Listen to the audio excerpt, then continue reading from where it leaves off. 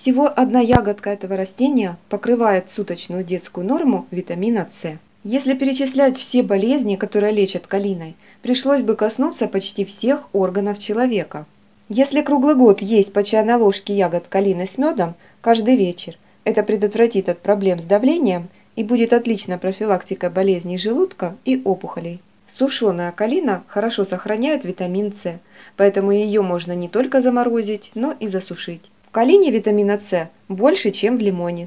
Это уникальное растение. Калиновый отвар борется с простудой, снижает повышенную температуру, борется с бактериями и вирусами. Калина спасет от кашля. Для этого ягоды заваривают вместе с веточками. Снизит высокое давление.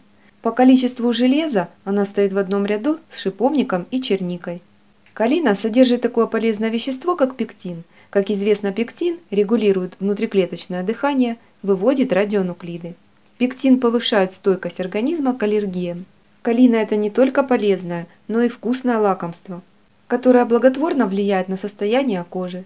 Эти ягоды выступают отличным средством для профилактики болезней печени и сердечно-сосудистых заболеваний. Из калины готовят соки, морсы, желе, джемы, варенье. Пектин и танины, которые содержатся в ягодах, помогут нормализовать работу желудочно-кишечного тракта. Если бессонница, калина поможет справиться с недугом. Железо, содержащееся в плодах, повышает гемоглобин и очищает сосуды. Существуют и противопоказания. При повышенной свертываемости крови калину не стоит пить постоянно. Не рекомендуется пить чай из калины натощак. После заморозки калина теряет горечь. В калине все целебно. Кора, веточки, ягоды, сушеные косточки. Калина убивает плесень, бактерии и вирусы. Ягоды заваривают как чай, столовая ложка на стакан кипятка. Пьют по полстакана 2 раза в день. Отвар коры пьют при бронхите. Готовят из расчета 2 столовые ложки на 1 стакан воды. Пьют по полстакана 2 раза в день.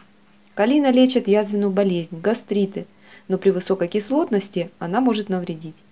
Калина – единственное в мире растение, имеющее косточку в виде сердца, или похоже на сердце.